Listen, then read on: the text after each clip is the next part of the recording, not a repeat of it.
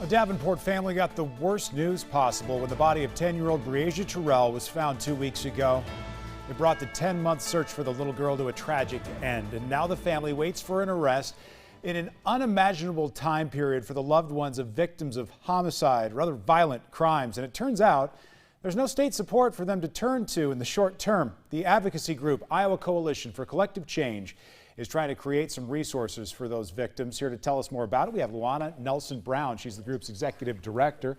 Luana, first of all, I'm curious for an update on Breasia's family and anyone who's in this situation immediately after it happens. What type of assistance are you envisioning for these folks? Well, right now, that's a really good question, by the way. Right now, as you can imagine, immediately after receiving such devastating news, there is extreme trauma. And for most of the state, people have been traumatized by this story, but the family itself, more than anyone else. And for them, it's just beginning. The trauma is just beginning. You want answers. People want to know why, what has happened, and you're being introduced to so many systems at once. You're introduced to law enforcement, you're introduced to prosecution, the media and the press.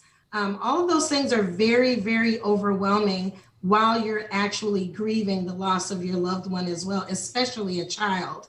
What homicide and violent crime advocates do is we step in as soon as possible and we help the family navigate through all of those systems. Sometimes we do death notifications along with law enforcement.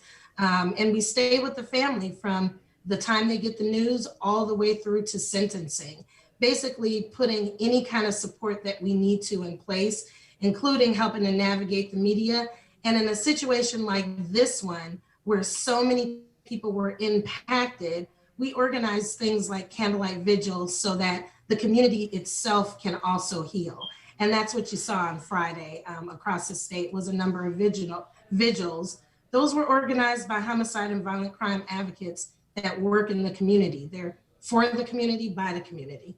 You're suggesting it should be somehow filtered through the state as far as funding goes. This should be something that's publicly backed. 100%. Right now, there's a little bit of funding that goes for these services on the federal level. That funding is also shared with advocates of domestic violence and sexual assault. So if you experience one of those crimes, you will get an advocate similar to what I just described for those crimes. That federal funding source is being cut this year to Iowa by $8 million. Now, the difference between domestic violence, sexual assault advocates and homicide advocates is that for homicide, that's the only funding that's available.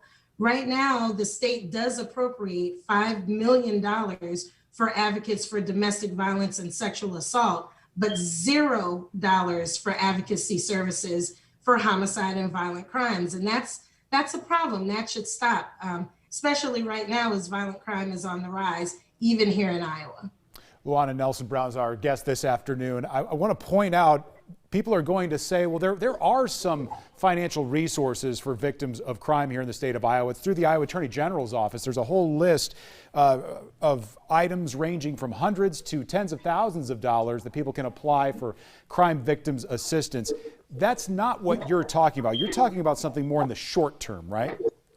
Absolutely. It takes a while for that funding to come through. That funding is a payer of last resort. So that means it's got to funnel through your insurance and everything else before those bills are paid.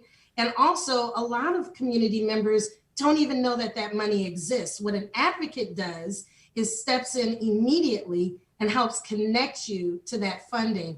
Helps you go walk through the application, helps you gather all of your paperwork, and gives you those things that you may need right away. I know one survivor mentioned that an advocate brought a lot of paper products to the house around the funeral time, things that people don't think about.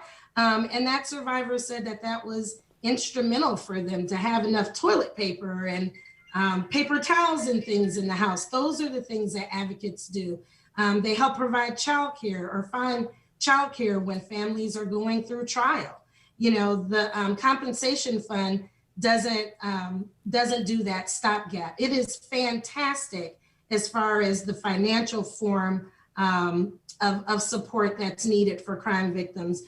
But someone needs to help walk people through that when they're going through trauma and connect them to those resources, and do all of those other things. And by the way, this is no different. What we're asking for is no different than what survivors of domestic violence and sexual assault already an appropriation for.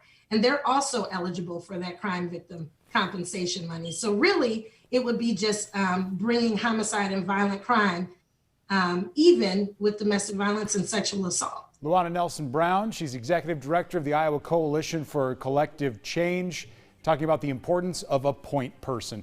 Luana, thanks for being on the program this afternoon. Thank you.